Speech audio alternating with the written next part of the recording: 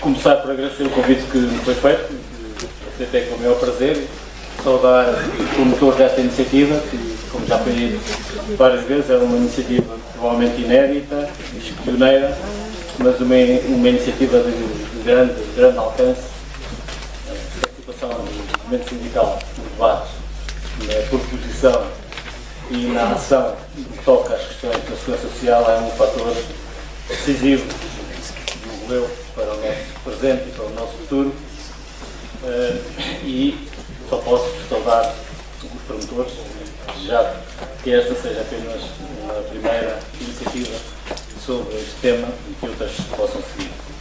Eu trago-vos aqui uma reflexão, salientando e reforçando a ótica com que esta iniciativa foi abordada, que é uma ótica de debate sério, aprofundado e fundamentado sobre as questões da segurança social e das pensões, e portanto o contributo é um contributo de quem procura ajudar a essa reflexão.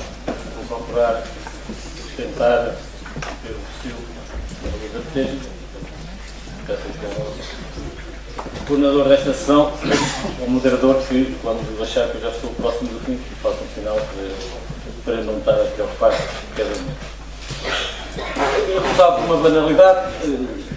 Discutir os sistemas de pensões é algo que não pode ser feito fora de uma discussão mais ampla sobre a realidade económica e social. Aliás, foi aquilo que, de alguma forma, foi feito hoje de manhã e, em grande medida, várias intervenções, especialmente aquelas que se dedicaram a caracterizar a situação económica e a sua influência no sistema de pensões, trouxeram contributos importantes, muitos dos quais eu, aliás, subscrevo. Mas deixo-vos esta banalidade que é, a ver, extremamente importante. O nosso sistema de pensões traz consigo um conjunto de heranças do passado, um conjunto de tensões, um conjunto de problemas. Eu salientei aqui três, poderia ter salientado outros. O facto de ser um setor que acumulou tem uma história de assimetria excessiva, a meu ver, na forma de concretizar a proteção social na velhice, o sistema de pensões. É um sistema que assumiu responsabilidades com prestações não contributivas de elevada dimensão e nem sempre com a devida eficácia social.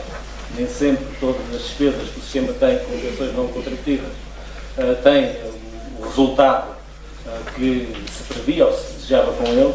E, a meu ver, este terceiro aspecto é um aspecto muito importante, foi um sistema que, na sua juventude, quando havia muitos contribuintes e poucos beneficiários, não aproveitou para se capitalizar. Por várias coisas que foram ditas aqui hoje, gostava de falar um pouco mais sobre este ponto. Quem se recorda da história da Segurança Social, lembra-se perfeitamente quando as receitas contributivas não só suportavam despesas do sistema não contributivas, como foram aplicadas em muitas outras coisas. Há, ainda hoje, muitas dezenas de milhares de focos de habitação que foram suportadas por fundos da Segurança Social sem nenhum retorno para o sistema.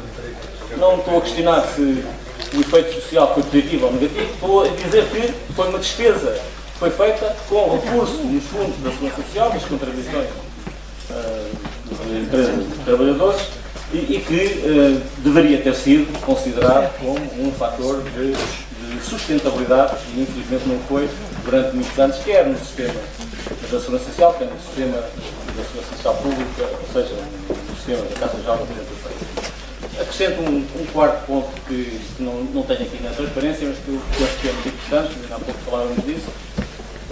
O nosso sistema foi um sistema que nasceu com um déficit de participação do diálogo social. Ao contrário do que aconteceu em muitos sistemas de pensões dos países da Europa. Por razões históricas, que não vou agora aqui desenvolver, mas houve um processo de desenvolvimento do nosso sistema de segurança social, do nosso sistema de pensões, que, ao contrário, repito, do que aconteceu em muitos outros países, não teve a participação na sua orientação e até na sua gestão por parte do diálogo social, da concertação social, como queiram chamar. E esse é um fator que não é fácil de ser recuperado. É um sistema diverso e complexo. Eu trouxe-vos aqui um quadro que provavelmente semelhante aos que já viram e semelhante aos que verão, que pretende apenas dizer que só 75% das despesas com pensões é que são suportadas por as receitas contributivas. Há um conjunto de sistemas, já foram aqui pelo Dr. José Barrigas desenvolvido, um conjunto de sistemas, subsistemas e prestações que são suportadas por dimensões não contributivas, por impostos, e que muitas vezes esse facto é esquecido. E no debate político, muitas vezes, aquilo que é a ação do Estado não distingue estas duas dimensões, que eu acho que são muito importantes de serem separadas. Depois podem consultar estes dados, deixarei naturalmente estas transparências. Mas sempre um sistema que trouxe problemas consigo, que acumula um histórico de tensões e que tem uma complexidade grande. Eu julgo que a primeira questão que aqui gostava de trazer com mais ênfase é que o sistema de pensões trouxe importantes ganhos sociais para o nosso país. Ganhos sociais que têm sido, nos últimos tempos, atacados de forma não fundamentada, politicamente pouco responsável, quando não mesmo politicamente pouco legítima. E nesses ganhos sociais que o sistema trouxe, eu salientei aqui alguns aspectos. Um importante papel na correção das desigualdades, um peso crescente nessa correção, com uma eficácia relativa em linha com os valores europeus e sendo um elemento central na coesão social e no rendimento das famílias. Vejamos porquê. Este é um quadro que também vos deixo, que mostra como, desde 1995 a 2012, o efeito de pensões tem vindo a crescer na sua responsabilidade pela redução da taxa de pobreza. E ele hoje reduz a taxa de pobreza, o sistema de pensões reduz a taxa de pobreza antes das pensões em 45%. A taxa de pobreza tem vindo a cair, infelizmente, o último dado sempre aponta por uma subida, mas tem vindo a cair, e tem vindo a cair com um grande papel do sistema de pensões. Eu julgo que esta afirmação é muito importante, porque este é um dos pontos que tem sido atacado. Que o nosso sistema não é eficaz na redução das desigualdades e das assimetrias. Olhando para a taxa de pobreza, verifica-se que essa eficácia é uma eficácia significativa e é uma eficácia crescente. E, aliás, se compararmos com o papel das pensões na redução da pobreza nos vários países da União Europeia, vemos que Portugal está situado num lugar próximo daqueles onde esse impacto é maior. É evidente que este quadro, com mais tempo, levava-nos a uma discussão mais profunda, porque tinha a ver com a natureza dos diferentes sistemas de pensões. Não temos tempo para isso, ficará para um outro debate. Mas este são dados do Eurostat, são dados que não foram inventados por mim, mas que são perfeitamente impressivos naquilo que é o papel da redução da pobreza e também das desigualdades do nosso sistema de pensões. A meu ver, este é um ponto de debate muito polémico, mas a meu ver muito interessante.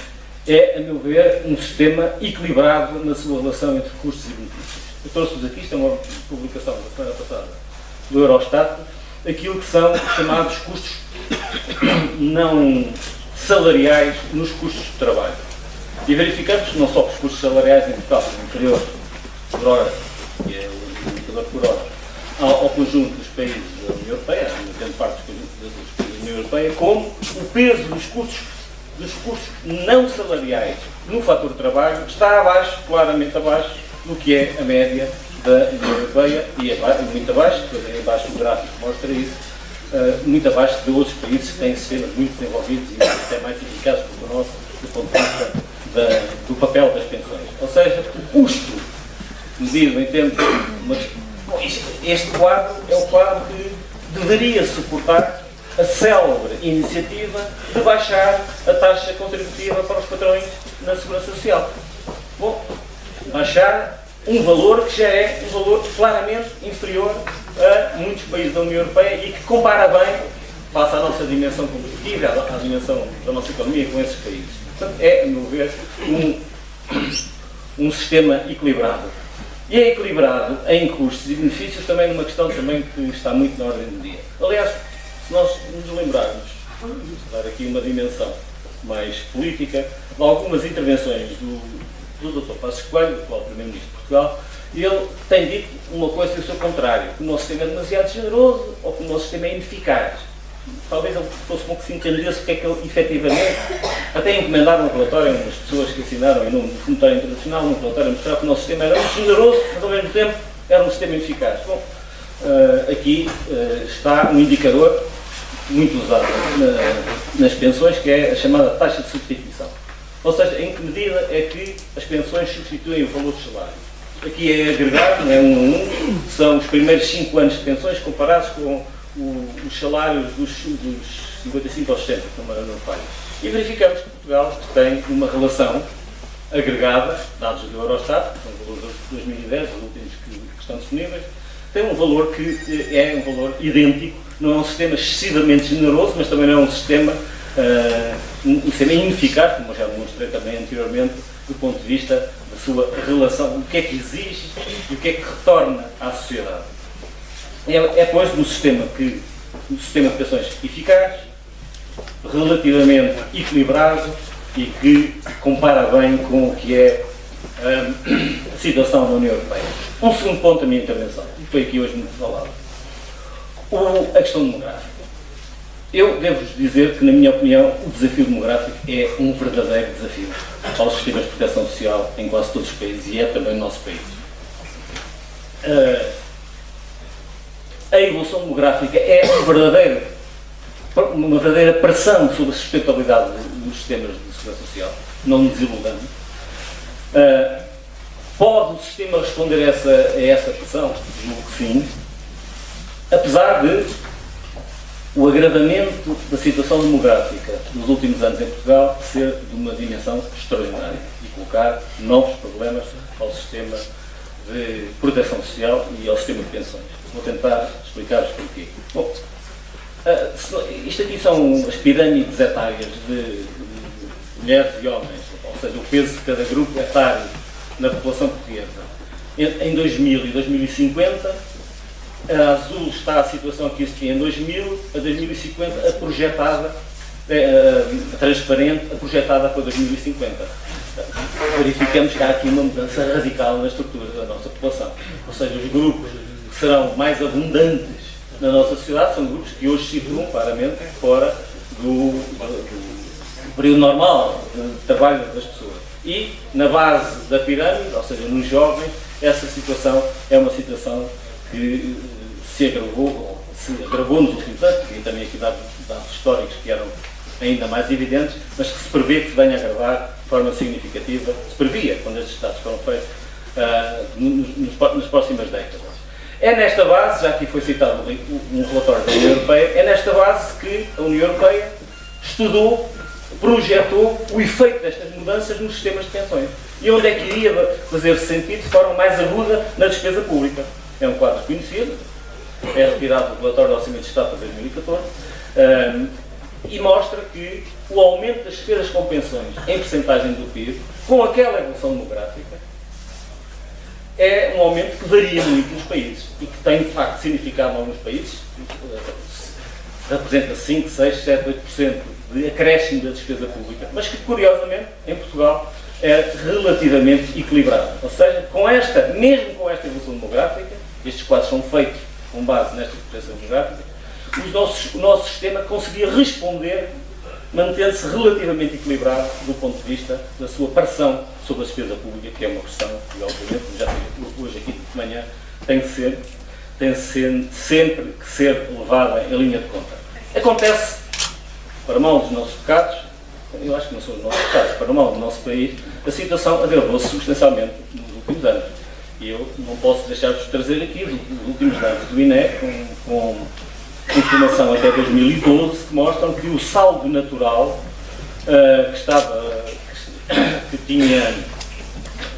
que evoluía mais ou menos estabilizado nos últimos anos, se agravou, ou seja, a diferença entre os que nascem e os que morrem, se agravou de forma substancial nos últimos anos. Em 2012 já um déficit de nascimentos face às mortes de 17 mil. Em cima disto, eu vou dizer isto muito rapidamente, ficarão depois com os dados para tentarem encaixar o que quero dizer no tempo que tenho.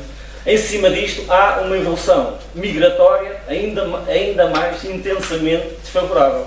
O saldo migratório negativo, que era positivo, passou a negativo em 2011 e 2012 em 24 mil e em 37 mil pessoas. E estes dados só poderão pecar por defeito, dada a dificuldade em contabilizar alguns movimentos migratórios. Portanto, esta é uma situação que não tem apenas impacto, nem tem sequer, do ponto de vista das pensões, do sistema de segurança social, não tem um impacto imediato. em alguns casos até esse impacto do ponto de vista puramente financeiro é positivo, pagam-se menos, por exemplo, abonos de família e prestações de parentalidade. Mas estes dados têm um impacto, ninguém se iluda a esse respeito, tem um impacto que se projeta em décadas. E que, ao contrário do que eu já temos aqui um bocadinho de polémica, a questão demográfica não se pode pensar apenas no efeito que tem nos próximos 5 anos. Num sistema de pensões, todos os efeitos projetam-se a 30 ou 40 anos. E, portanto, o estrangulamento da nossa estrutura demográfica é um problema que veio agravar um quadro estrutural, eu diria civilizacional, que colocava novos desafios ao sistema de segurança social. Pode esta situação ser respondida? Eu julgo que sim, porque, e introduzo aqui agora, desvio-me um pouco da questão da segurança social em si mesma, para entrar, por exemplo, num olhar sobre a nossa população ativa. E reparem que, inativa, peço desculpas, aqueles que têm só a informação que vos trago, 2011, 2012, 2013, é só da população em idade de trabalho acima dos 25 anos, que se considera, nos inquéritos ao emprego, como população inativa. Se nós somarmos os vários escalões etários, em idade ativa, chegamos a um valor próximo ou superior a 1 milhão de pessoas. 3 minutos. Bom, portanto, há aqui uma folga à qual se acrescenta, obviamente, aquela que é a folga das centenas de milhares de desempregados que existem. Folga no sentido de capacidade de aportar ao sistema, perdoem a palavra, mais emprego e mais capacidade de criar riqueza e contribuições. Obviamente, o sistema é um sistema que sofre também os efeitos do seu amadurecimento. Reparem que está numa série muito longa, de 60 a 2012, a evolução do número de pensionistas e a evolução do número de contribuintes para a segurança social. É uma relação que, indiscutivelmente, se tem vindo a tornar mais exigente e mais complexa. E é uma tendência de longo prazo, como eu diria, como disse há pouco, uma tendência em muitas dimensões, tem um aspecto civilizacional. E aqui, este quadro deveria obrigar-me a usar muito mais que os 3 minutos, só este quadro. É um quadro que eu acho muito interessante. Aqui tem 3 linhas. Numa linha, aquela azul mais acima, é o aumento real da despesa com pensões em índice de 80 até 2011. Multiplicou por 5 a despesa com pensões. Porquê? Porque cresceram muitos pensionistas, é certo, multiplicaram por 2. Porque os políticos fizeram grandes aumentos nas atualizações das pensões? Não, elas aumentaram, as atualizações das pensões, tem aqui a linha vermelha, aumentaram em 30%. Ou seja, aquilo que lá em cima, se o sistema fosse um sistema estabilizado, deveria ser a combinação do número de pensionistas e das atualizações, é muito mais. Porquê? Porque há aqui o chamado efeito de composição, que se explica de uma forma muito simples. Os novos pensionistas entram no sistema com pensões muito mais altas do que aqueles que saem por morte. Este é um quadro nuclear de percebermos o que é que os desafios que temos dentro do sistema. Obviamente que, em cima desta realidade, há os efeitos da crise no sistema de pensões. Eu trouxe-vos aqui apenas 3 dados, que são significativos. Entre 2008 e 2013, em termos nominais, em valores correntes, as contribuições cresceram 2,6%. As pensões, 19,4%. O desemprego, 74%.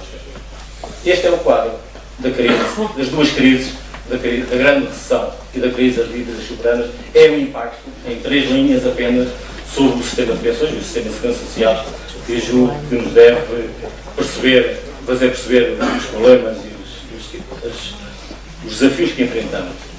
As políticas e as opções. Eu queria deixar aqui esta afirmação, que me parece que é na sequência do que já foi dito. O seguro social não é... Eu gosto de olhar as pensões como um seguro social. Podemos discutir isto, eu gosto de olhar como um seguro social. Não é uma consequência inevitável de um desenvolvimento económico. É uma escolha. Uma escolha de uma sociedade que é uma escolha que tem que ser renovada, tem que ser alimentada.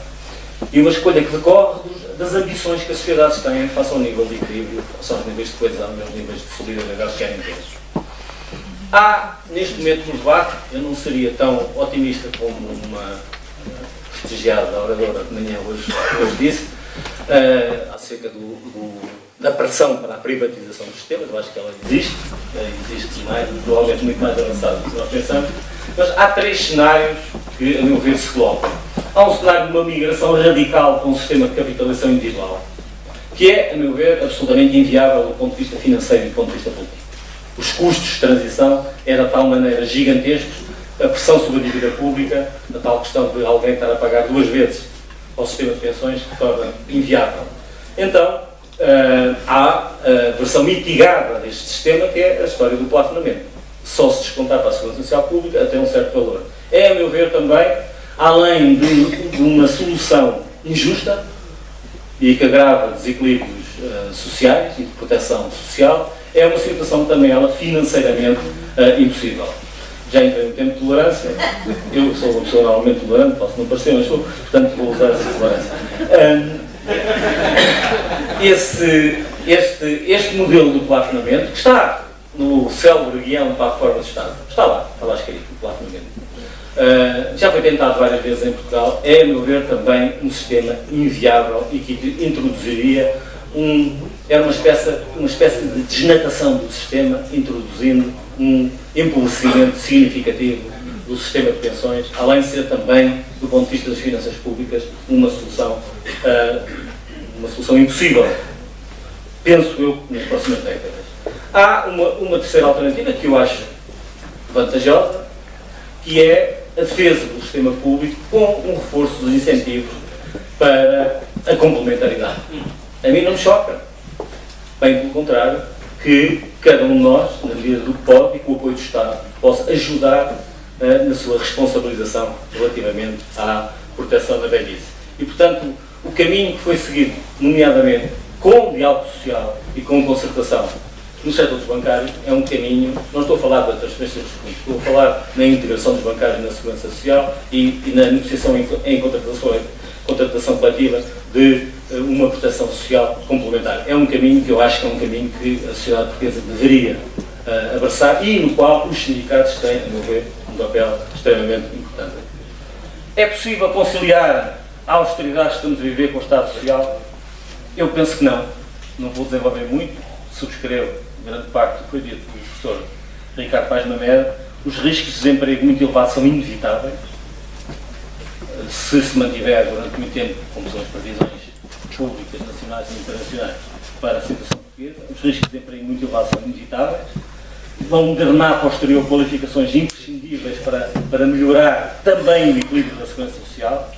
Farão crescer uma geração de velhos novos, velhos demais para o mercado de trabalho e novos demais para as pensões, que vão criar um problema, estão a criar já hoje um problema, principalmente em algumas regiões do país, um problema de enorme sensibilidade social e para o qual a sociedade portuguesa está escassamente atenta e desperta. Vão destruir a capacidade de equilíbrio intergeracional por estas razões todas. Já hoje se sente na sociedade portuguesa o risco e a pressão para essa ruptura dos equilíbrios intergeracionais estão a levantar problemas delicados na nossa sociedade, até na esfera familiar, e aceleraram inevitavelmente desequilíbrios financeiros na segurança social. Julgo, pois, que Estado Social e estagnação prolongada no quadro da economia europeia são algo de impossíveis. Umas notas finais que gostaria de deixar. Penso que desvalorizar a dimensão dos desafios estruturais com o desafio demográfico à cabeça, sem uma estratégia de longo prazo, é um erro sério e que todos os agentes responsáveis não devem correr. Julgo possível reformar o sistema social. Julgo um erro, não sou eu que julgo, é um erro julgar possível reformar o sistema social em cenário de prolongado republicano. Ou pior ainda, estrangular os sistemas de pensões aprofundando a recessão. Porque, como já aqui foi dito, as pensões são hoje desempenham um papel fundamental no rendimento disponível do país e no rendimento disponível das famílias. E todos os cortes que estão a ser feitos e os que se preparam para diminuir ainda mais o valor das pensões, seja por sistema fiscal, seja por alterações dentro do sistema, têm muito claro os mais evidentes impactos recessivos na economia. E, finalmente, descredibilizar o contrato social, provocando rupturas que comprometem a sustentabilidade do sistema de pensões é um erro de enorme gravidade. E essa, uma peça central dessa ferida é a ruptura do contrato entre o cidadão e o Estado. E aí julgo que o princípio, que hoje foi citado de manhã pelo Dr. José Barreiros, o princípio da contributividade, o princípio das pessoas perceberem não apenas a dimensão macro, que estão a contribuir para um sistema que é um sistema de coesão, que é o seguro social solidário, mas estão também, ao fazê-lo, a respeitar, a defender os seus direitos, é absolutamente essencial.